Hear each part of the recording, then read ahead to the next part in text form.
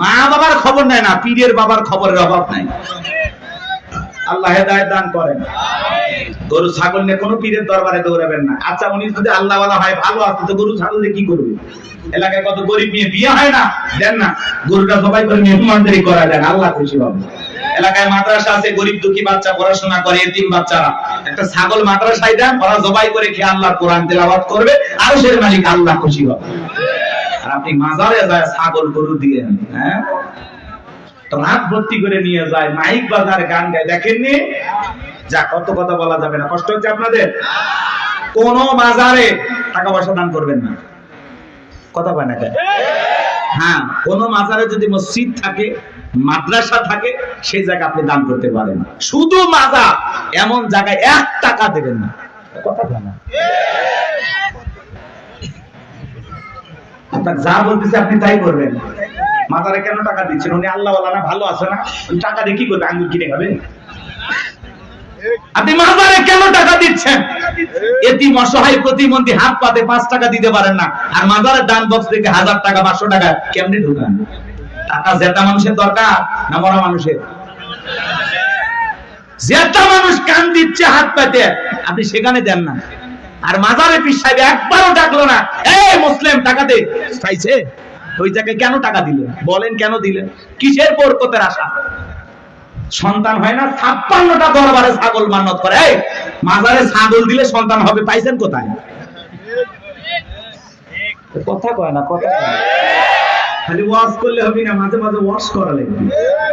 আরে ভাই, আমার দিকে দেন, মাদ্রাসায় দেন, কথা কয় না।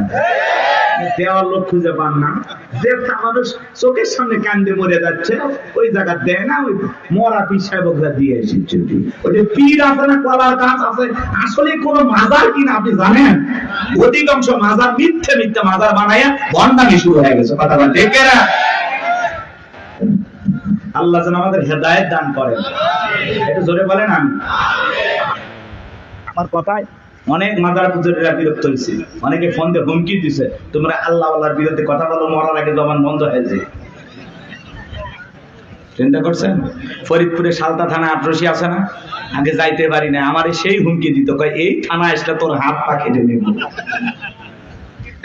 গত 29 তারিখে ওই জায়গায় বয়ান করে আসে, কই হাত পাটা করতো না, হাত পা কাটার লোকগুলো খুঁজে পাইনি। কারণ ওই তো ওদের দেখে নিয়ে আমি একটু সাইজ করছিলাম, খবরদার এই ভণ্ডদের কাছে যাবেন না। হক্কানি আল্লাহ ওয়ালা ভালো, সেখানে আপনি যাবেন, কিন্তু ভণ্ডদের কাছে যাব না। যেখানে ইসলাম আছে সেখানে আমরা আছি, যেখানে ভণ্ডামি আছে সেখানে আমরা নারী পুরুষ একত্রে জিকির। আরে ভাই, মহিলা মানুষ কাছে থাকলে মাথা ঠিক থাকে, কিসের জিকির? জিকিরের কথা মনে থাকবে। আল্লাহ হেদায়েত দান করেন। ওই জন্য তো ভণ্ডরা বলে মনের পর্দা বাইরের পর্দা, শুনছেন? মনের পর্দা বড় পর্দা, বাইরের পর্দা খুলে ভালা। মনের আলো বড় আলো, বাইরের আলো নিবে ভালা। রাত 12টার সময় বাতি নিবেছে, এখন কি জিকির হচ্ছে আপনারা বুঝেন না। আল্লাহ হেদায়েত দান করেন। আমার ভাইয়েরা চলেন সামনের দিকে যায়। আজও পৃথিবীর জমিনে যারা মাজার নিয়ে বসে আছে, খানকায় বসে আছে, এদেরকে কেউ টার্গেট করে না। যারা আল্লাহর জমিন, আল্লাহর দ্বীনকে কায়েম করতে চায়, কোরআনের সমাজ ব্যবস্থা কায়েম করতে চায়, আল্লাহর আইন দিয়ে জমিনটা পরিচালনা করতে চায়, তাদেরকে টার্গেট করে করে ভিতরে ঢোকানো হয়। কথা বলে ঠিক কিনা? ফিরাউনের মাথা গরম হয়ে গেছে, হামানকে ডেকে বলে, এ তাকো হামান, এই দিকে আয়। হামানের মাথায় কোনো চুল ছিল না, সাদে মান নাই, বাম পাল্লর, পুরো মাথা ছিল ভারতের দমদম এয়ারপোর্ট। ডেকে বলে, হামান দে, তাড়াতাড়ি করে বল। দবিরা বলল, একটা মুসা নামের ছেলে জন্মগ্রহণ করবে, ওর কারণে রাজত্বের চেয়ার থাকবে না, ক্ষমতা থাকবে না, এমনকি আমার জীবনটাও নাকি চলে যাবে, এটা তো মেনে নেওয়া যায় না।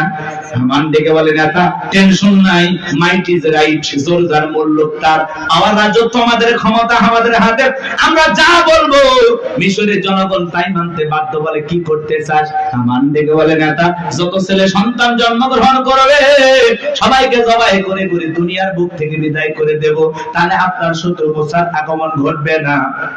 এমন কথা শোনার পরে ফিরাউন থেকে বলে, হামান রে, আসলেই তোর মাথায় বুদ্ধি আছে, তবে শোন, ছেলেগুলোকে জবাই করবি, মেয়েগুলোকে জবাই করবি না, কারণ ছেলেদের মধ্যে আমার শত্রু আছে, মেয়েদের মধ্যে কোনো শত্রু নাই।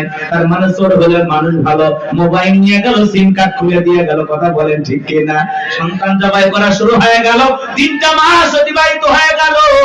দবিরাকে দেখে বলে, দবিরা, এইবার গবেষণা করে দেখ, আমার পথের কাটা মুসা মরল না বাঁচলো।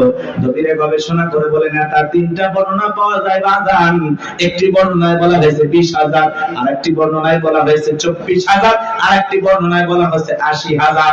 দবিরা দেখে বলে, না, যদিও হাজার হাজার মাইল মুখ খালি কইরা সন্তানগুলোকে জবাই করে বিদায় করেছেন, কিন্তু আপনার পথের কাটা মুসা এখনো মরে নাই, মায়ের কোলে জীবিত আছে, সুস্থ আছে, কিন্তু কোন বাড়িতে আছে, কোথায় আছে, এইটা বলার ক্ষমতা আমাদের নাই। বলেন আল্লাহু আকবার। ওয়া মাকারু ওয়া মাকারাল্লাহ আল্লাহু খায়রুল মাকিরিন। এলাকা আল্লাহ চাই মুসারে বাঁচাইতে, ফিরাউন চাই মারতে, আর 14 গোষ্ঠী এক জায়গা হয় মুসের একটা পছন্দ জিততে পারবে না, কথা বলেন ঠিক কিনা? ফিরাউন রাগান্বিত হয়ে বলে, এই সেনাবাহিনীর দল, এতগুলো মারলি, আসলটাই মারতে পারলি না, এলাকায় তল্লাশি চালাও, চিরনবিধান চালাও, ঘরে ঘরে প্রবেশ করো, যেখানে মুসারে পাইবা দরবার জবাই করবা, আমার মাথার টেনশনটা দূর করো, যাও। একদল সেনাবাহিনী মুসা নবীর বাড়ির দিকে রওনা করেছে। মুসা নবীর বড় বোন, তার নাম মারিয়ম, দেখে বলে, মা, ওই যে ফিরাউনের সেনাবাহিনী দেখা যায় মা, আর বুঝি ভাইকে বাঁচানো গেল না। মুসা নবীর মা সন্তানকে দিক সেদিক দৌড়ায়, কে যেন ইলহামের মাধ্যমে আওয়াজ দিয়ে বলে, মুসলমান, তোমার সন্তানটাকে চুলার ভিতরে ফেলায় দাও, কথা দিলাম গো, তোমার সন্তানটাকে আবার তোমার কোলে ফেরায় দিব, বলুন সুবহানাল্লাহ। মুসা নবীর মা তাই করলেন।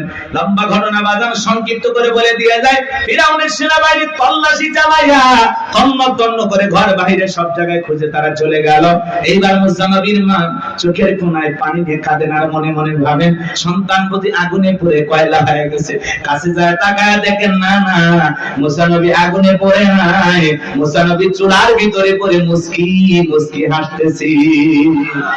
সন্তানটাকে কোলের মধ্যে নেবেন, কে যেন গাইবে, আওয়াজ দিয়ে বলে, মুসার মা, কতদিন জালেম ধরে ভয় লুকিয়ে রাখবা, সিন্ধুক একটা বানায়া দরিয়ার বুকে ভাসায় দাও, কথা দিলাম গো, তোমার ছেলেটাকে আবার তোমার কোলে ফেরায়া দেব। মুসা নবীর মা টেনশনে পড়ে গেলেন, সিন্ধুক পাবেন কোথায়? পরের দিন সকালবেলা কে যেন ডেকে বলে, মিস্ত্রি লাগবে না, আমি একজন মিস্ত্রি। মুসা নবীর মা তাইকে বলে, মিস্ত্রি দিকে আসো। জীবনে কেউ মিস্ত্রি বলে চিল্লাইলো না, তুমি কিসের মিস্ত্রি, কি বানাইতে পারো? মিস্ত্রি দেখে বলে, মা, আপনি যদি মনে করেন এমন একটা সিন্ধুক আপনার দরকার, যে সিন্ধুকের ভিতরে আপনার সন্তানকে তুলে দরিয়ার বুকে ভাসায় দিবেন, ও মা, চাইলে এমন একটা সিন্ধুক আমি বানায় দিতে পারি, তাই নাকি? বলে, হ্যাঁ। মুসা নবীর মা ডেকে বলে, মিস্ত্রি, তুমি তোমার মনের কথা বলেছো, এরকম একটা সিন্ধুক আমার প্রয়োজন। মিস্ত্রি ডেকে বলে, মা, কিছু যন্ত্রপাতি আছে, ধার দেওয়ার জন্য পানির প্রয়োজন হতে পারে, আবার না হলেও চলবে, আপনি একটু ভিতর থেকে পানি নিয়ে আসেন। মুসা নবীর মা ভিতর থেকে পানি নিয়ে এসে দেখে মিস্ত্রি সুন্দর একটা সিন্ধুক বানায়া দাঁড়িয়ে আছে। এবার সিন্ধুকটা হাতের মধ্যে দিয়ে মিস্ত্রি দৌড়ায়, পিছন থেকে ডেকে বলে, মিস্ত্রি, লোহার পয়সা কিনি বানা, কাঠির পয়সা কিনি বানা, তোমার পারিশ্রমিকের দামটা কিনি বানা। মিস্ত্রি ডেকে বলে, মা, যারা বিপদে পড়ে আমি তাদের উপকার করি, বিনিময়ে টাকা পয়সা গ্রহণ করি না। মুসা নবীর মা ডেকে বলে, মিস্ত্রি, এই বিপদের দিনে এত বড় উপকার করলা, লোহার পয়সাও নিবা না, কাঠের পয়সাও নিবা না, তোমার পারিশ্রমিকের দামটাও নিবা না, অন্তত তোমার নামটা বলে দাও, মাঝে মাঝে তোমার কথা মনে হলে আল্লাহর কাছে তোমার জন্য দোয়া করব। মিস্ত্রি ডেকে বলে, না, আমি দুনিয়ার কোন সাধারণ মিস্ত্রি না, আমি আল্লাহর ফেরেশতা, আমার নাম জিবরাইল। এইবার সিন্ধুকের ভিতরে মুসা নবীকে তুলে দরিয়ায় ভাসায় দিলেন। আর মেয়ে মারিয়মকে বলে, মা, সিন্ধুক ভাসতে ভাসতে কই যায় খবর নিয়ে আসবি। ওই দিন বিকেল বেলা ফিরাউন তার প্রিয়তমা স্ত্রী আসিয়াকে নিয়ে আসছে সমুদ্রের সৈকতে হাওয়া খাইতে। মাঝে মাঝে বউকে একটু বিনোদন করার দরকার আছে না নাই? হালাল বিনোদন। মাঝে মাঝে ভাবি কিনে কক্সবাজার চলে যাবেন যদি সামর্থ্য থাকে, কথা কয় না? বউকে পর্দা করাইয়া নিয়ে যাবেন। আমি কি বলছি কক্সবাজারে যে হাফ প্যান্ট পরে গোসল করবেন, তাহলে গুনাহ হবে। কথা কয় না কেন? কিছু পোলাপান আছে বউ সুন্দরী, মাথা কাজ করে না, কক্সবাজারে নিয়ে যায় ঘোড়ার উপরে তুলে সেলফি তোলে, সুন্দর করে সমুদ্রের পানিতে গোসল করতেছে, সেলফি তোলে। বিকেল বেলা আইডিতে পোস্ট করে বলে, প্রিয় তোমার সাথে কক্সবাজারের প্রথম দিন কিছু ছবি তুলেছি দোস্ত তোমাদের দেখার জন্য, ভাবিকে বৃষ্টি ভিজা শরীরে কেমন লাগতেছে একটু লাইক কমেন্টসে জানাও। এর চাইতে মূর্খ বেয়াদব সমাজে আর কেউ আছে নাকি? যে নিজের বইয়ের ছবি ফেসবুক আইডিতে ছাড়ে, এর রুচিতে সমস্যা। কথা বলেন, এই বউ হলো পার্সোনাল জিনিস, একান্তই আমার, এটা পাবলিসিটি করার জিনিস না। কথা বলেন না কেন? এমনিতেই নিয়ে মানুষকে জ্বালায় আছি আমরা, তার উপর আবার বইয়ের ছবি ফেসবুকে ছাড়ে। কত পাগল আছে না? না হুজুরে এখন একটা গান বানাইছে, শোনোনি? কথা কয় না কে? শুনছেন? কোন গ্রামে বাড়ি তোমার, কেমন তোমার বাপ, ফেসবুকেতে ছবি ছাইড়া করছো কেন বাপ? শুনছেন না? যাই সময় নাই, অনেক লম্বা হবে, কষ্ট হচ্ছে আপনাদের, বিরক্ত হয়েছেন আমার কথা? মহিলা তো আজ একটু পরে হবে, আপনার আগে ঠিক হন। কি বউকে নিয়ে মাঝে মাঝে বিনোদন করবেন? পিকনিক স্পট গুলো যেখানে ভদ্র লোকেরা যায় সেখানে যাবেন, মাঝে মাঝে বউকে নিয়ে একটু ঘোরাফেরা করবেন, নিজে বউরে একটু সময় দেবেন, না হলে অন্য আরেকজনের সাথে ঘোরাঘুরি করবে, আপনি টেরই পাবেন না। এরকম মহিলা আছে না? নাই? আর একবার যদি বউ বাঁকা পথে চলে, ওই বউকে সোজা করা কঠিন। নষ্ট গাড়ি ঠিক করা যায়, কিন্তু নষ্ট নারীকে ঠিক করা যায় না। একবার যদি একটা নারীর চরিত্র নষ্ট হয়ে যায়, ওই নারী একটা পতিতার চাইতে নিকৃষ্ট হয়ে যায়। এই জন্য বাজার কথাগুলো বাস্তব। নষ্ট গাড়ি ঠিক করা যায়, কিন্তু নষ্ট নারীকে ঠিক করা যায় না। নারী এমন একটা জিনিস, নারী বুঝতে পারলে নিয়ামত, না বুঝতে পারলে কিয়ামত।